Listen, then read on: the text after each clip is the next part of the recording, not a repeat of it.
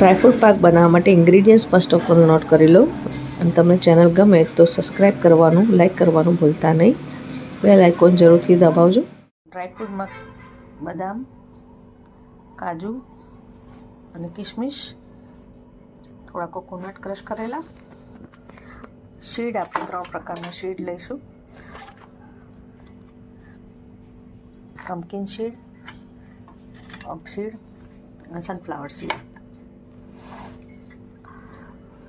3 seed લઈશું. Watermelon seed છે અને આ છે ગુંદર, બાવળનો ગુંદર કહેવાય. એની સાથે સાથે આપણે લઈશું ગોળ અને થોડુંક આપણે ખસખસ, 2 ચમચી જેટલું ખસખસ આવશે. બધી વસ્તુ ક્વોન્ટિટીમાં 100 ગ્રામ લેવાની થશે, એક્સેપ્ટ ગુંદર. ગુંદર તમારી ક્વોન્ટિટીમાં જેટલો જોઈએ એ પ્રમાણે લેવાનો રહેશે. ઘીની ક્વોન્ટિટી એઝ પર રિક્વાયરમેન્ટ અત્યારે ઘી શેકવા માટે લઉં છું. પછી જેમ જરૂર પડે એમ થોડું થોડું લઈશું. એટલે લગભગ આપણે અડધી વાટકી કેટલું ઘી લેવાનું રહેશે. ઘીમાં થોડો ગુંદર નાખીને શેકવાનો રહેશે.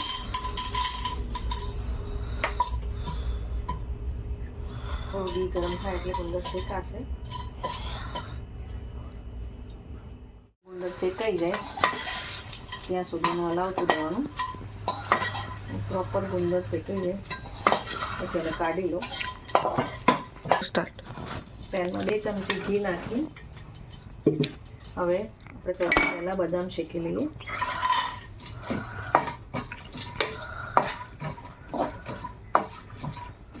જે વસ્તુને શેકવામાં વધારે ટાઈમ લાગે આપણે પહેલાં શેકી લઈશું. અને જેને ટાઈમ નથી લાગતો એ લાસ્ટમાં નાખીશું. એટલે સ્લોલી સહેજ ફ્લેમ ફાસ્ટ કરીને બદામ શેકું છું. 2 થી 3 મિનિટ માટે બદામ શેકવાની હોય.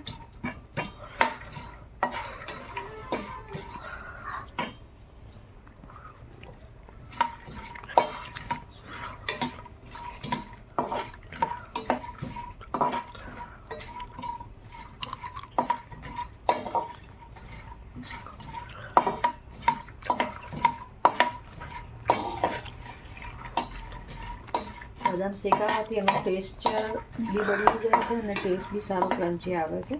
એટલે ખાવામાં ગુંદર પાક સારો લાગશે પછી છોકરાઓને.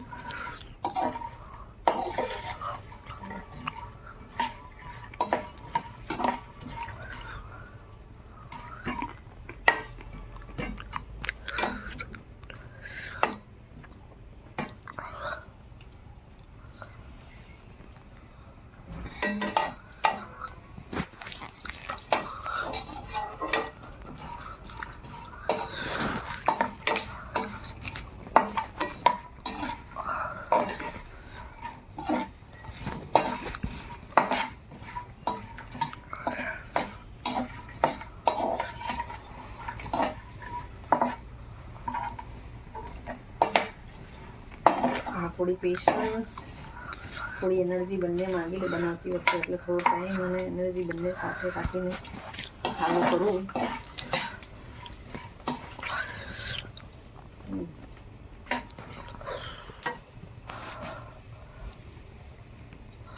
જારો મને થોડો હેવી લાગે છે એટલે નોનસ્ટિક નાનો ચમચો લઈ લો એટલે વજનમાં હલકું લાગે. બદામ સતળાઈ ગઈ છે, થોડો બ્રાઉન કલર આવી છે. પછી કાજુ નાખી દો. Excuse me.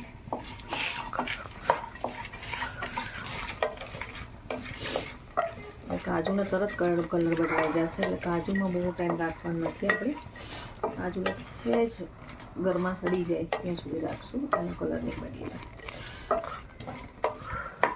અને વ્હાઈટ કલર છે એટલે બ્રાઉન થતાં વાર બી લાગે. અને તેલ ઘી પ્રોપર ગરમ થઈ ગયેલું છે એટલે ફટાફટ શેકાઈ જશે.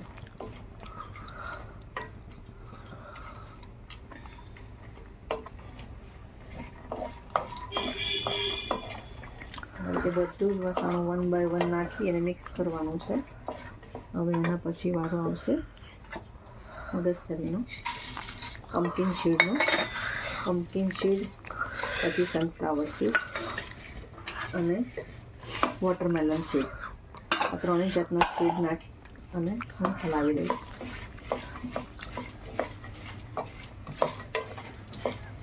બધું ધીમી આંચ પર જ શેકવાનું છે.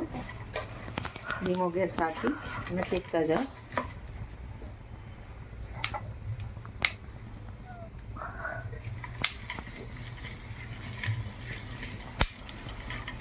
સાથે ખસખસ બી નાખી દેવાની, થોડીક ખસખસ શેકાતી જાય, 2 ચમચી જેટલી ખસખસ છે એવી શેકાતી જશે.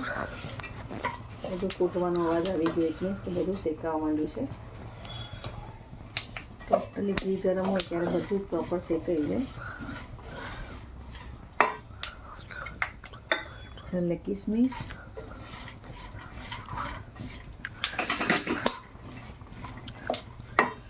અને પછી કોપરાનું છીણ. કિસમિસ થોડું પ્રોપર થઈ જાય, કિસમિસને બી બહુ ટાઈમ નથી રાખવાનો.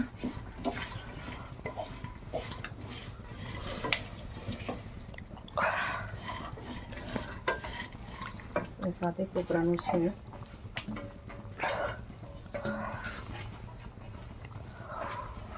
બધા વાસણ ઓછા બગડે એ રીતે મેં પ્લાન કર્યું છે, એટલે આ થાળીમાં જ હું પાછું ભાત બનાવી દઈશ, થાળી દઈશ. કે મેઇન કંટાળો આપણને આ બધી વસ્તુનો આવતો હોય છે કે આફ્ટર કુકિંગ જે બધું ક્લિનિંગ હોય એમાં થાકી જવાય છે. એટલે મેં ટાઈમ બી કરી લીધું છે, એ પેનની અંદર જ બધું કરીશ કુકિંગ, અને થાળી બી એ જ થાળીમાં, જેથી કરીને બહુ ઓછા વાસણ બગડે. ફોટો પાડવાનો.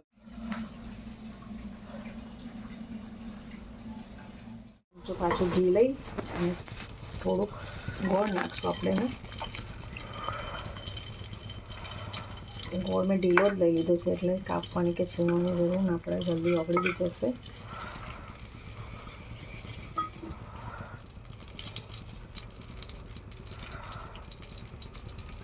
અને ઘી ગોળનો પાયો ના થઈ જાય એટલા માટે અડધી વાટકી જેટલું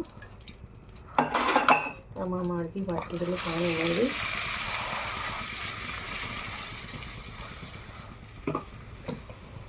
એટલે જે મેઇન ડિફિકલ્ટ ટાસ્ક છે આપણે અહીંયા ઇઝી કરી નાખ્યો. ઘી ગોળનો પાયો કરીએ છીએ, પણ સાથે સાથે થોડું પાણી ઉમેર્યું એટલે વિના સુકાતામાં ઘી ગોળ ચડી જશે, પ્રોપર મિક્સર કરી જશે. પાણી લાગે કે ઠંડુ છે તો પછી સહેજ ગરમ લેવું, કાં તો પછી સહેજ ગેસ ફાસ્ટ કરીને ગરમ કરી લેવું, અને હલકા હાથે હલાવવું.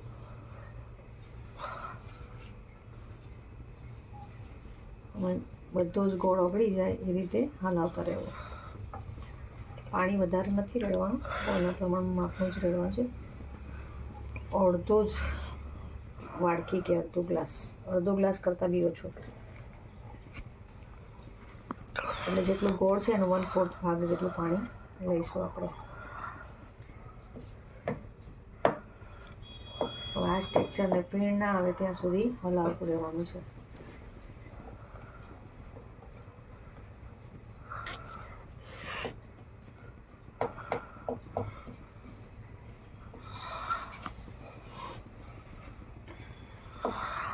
કહેવાય વસાણું, પણ આપણે ડ્રાયફ્રૂટની એક જાતનું ચીક્કી જેવું કહી શકીએ, કાં તો ડ્રાયફ્રૂટનું આપણે એને વસાણું કહી શકીએ. એટલે સારી રીતે હવે એને હલાવતું રહેવાનું. કોઈ બી વસ્તુ આપણે વેસ્ટ નથી જવા દીધી, અને દરેક વસ્તુનો પ્રોપર ઉપયોગ કર્યો છે. જો હવે આને પીણાવા માંડ્યા, એટલે થોડુંક પીણાવે ત્યાં સુધી એને હલાવતું રહેવાનું. ઇટ મીન્સ ગોળ પ્રોપર ઓગળી ગયો. હવે આની અંદર આપણે આ જે વસાણું કર્યું ઠંડુ, એ સાથે સાથે આપણે અંદર બી ઉમેરવાનું છે. એટલે થોડું વાસણું ઉમેરવું. પહેલાં વાસણું જેમ જોઈએ એ પ્રમાણે ઉમેરતું રહેવાનું છે. ગુંદરને થોડો ક્રશ કરીશું આપણે, અને હાથેથી ક્રશ કરવાનું. તમને એવું લાગે કે ગરમ છે તો માથેથી પ્રેસ કરી દેવાનું.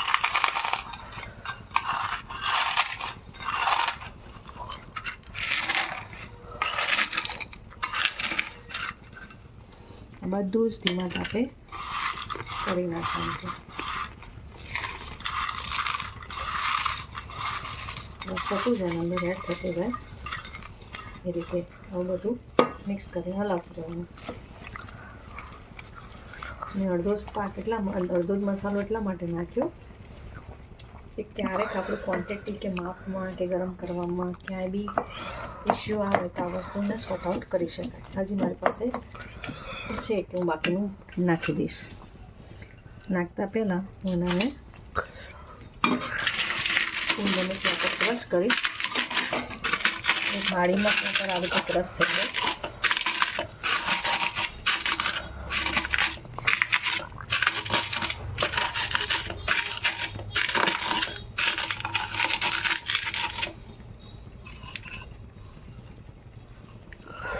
એક થાળીની કાઢતી છે વધારે વાસણ બગડ્યા નથી.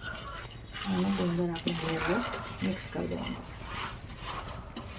આ વસ્તુ આપણે ઓલરેડી એડ કરી દેવાની. મિક્સ કરવાનું કે આ થાળી આપણી ક્લીન રહે. ના હોય તો ક્લીન કરી દેવાની. તમને એટલું કંટાળો ના આવતો હોય તો પછી આને વોશ કરીને બીજું ગ્રીસ કરી નાખવાની થાળીને. હું આ થાળીનો ઉપયોગ કરીશ એટલે મેક્સિમમ હું ક્લીન કરી દઈશ. તમને એવું ના ફાવે તમારી રીતે કરી શકો છો. હવે આને હલાવી દેવાનું એટલે આપણો ગુંદર પાક રેડી થઈ જશે. પ્રોસેસ બધી પતી ગઈ. ખાલી ને ખાલી આ જે અંદરના ભાગમાં પાણી છે એ ઓછું થઈ જાય ત્યાં સુધી આપણે એને હલાવતું રહેવાનું છે. બસ આ જ ડિફિકલ્ટ ટાસ્ક છે.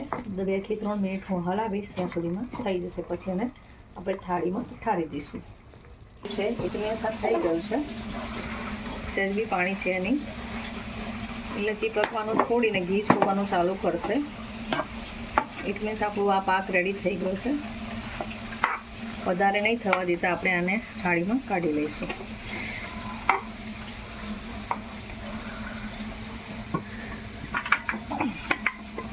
હવે આને પ્રોપર શેપ આપી દેવાનો છે. તમે તમારી રીતે જે અનુકૂળ હોય એ પ્રમાણે કાઢી શકો છો.